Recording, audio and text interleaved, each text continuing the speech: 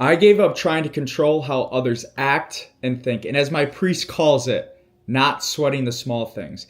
Let me tell you some of the things that I would get so worked up on that would literally infiltrate my mind and control my mood, my energy, everything. Number 1, roommates not doing the dishes. Number 2, roommates not doing as many chores or cleaning as much as I would. Number 3, in a workout class, people not pushing themselves as hard as me. Number 4, one time I asked my friend, hey, do you want to go on a run at this time? And he said, no, I'm too tired to do it. And then number 5, this one's crazy too. Certain people in my life sometimes, when I'm in a phase when I'm very disciplined and eating healthy, if they're not eating as healthy, I would let that affect me and I would want to try to control them. And the crazy part is, I'm not even on my game with all this stuff all the time. Sometimes in my workout class, I'll dog it. Sometimes I'll eat unhealthy. I just had in and out a bunch. I gained a bunch of weight. I am just letting these small things from other people bother me so much just because I want to control how they act and they think. And I didn't realize how badly this was actually affecting me until I had a meeting with my leadership coach. I sat down with my leadership coach and I asked her a question. And I'm explaining the situation. When we sat down, I'm like, my roommates, they'll come in and I'll do the dishes all the time and I'll try to lead by example, but they'll just leave their stuff in the sink. And it drives me so crazy. Like I'm doing all this work and they're not keeping up their end of the bargain. How can I have a difficult conversation with them so that they will start doing their dishes and they will start doing their chores? And the minute I said that, I was expecting to get some tips on how to have a conversation. She looked at me and laughed. And she hinted that, you know what, it's probably a you problem instead of a them problem. And I was blown away and I was confused. And so she told me to read the book, The Let Them Theory by Mel Robbins.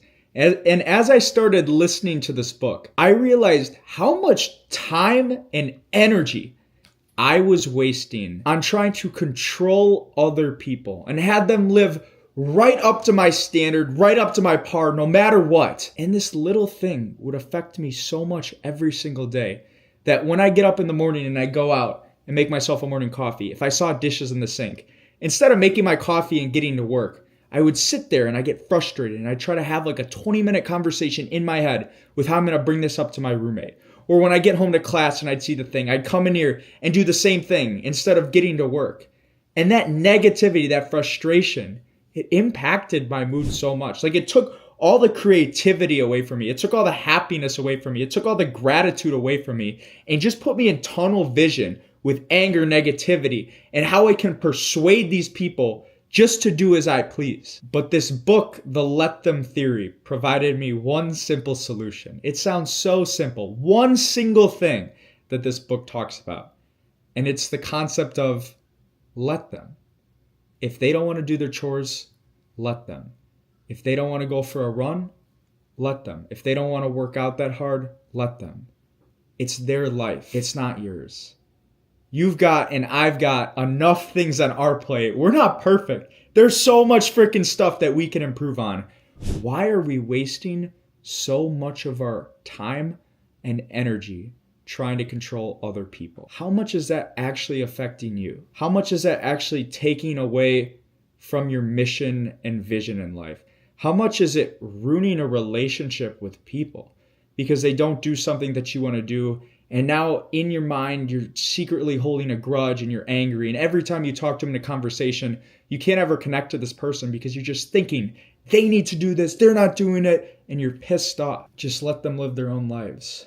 I was trying to do an impossible task of controlling other people, when the funny thing is, half the time I can't even control myself.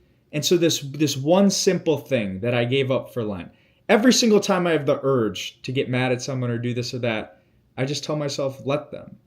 And it flushes out all this frustration and anger and attempt to control other people in my life. And it actually puts more power in my own hands. Because instead of worrying about what this person does or says, I can focus on myself.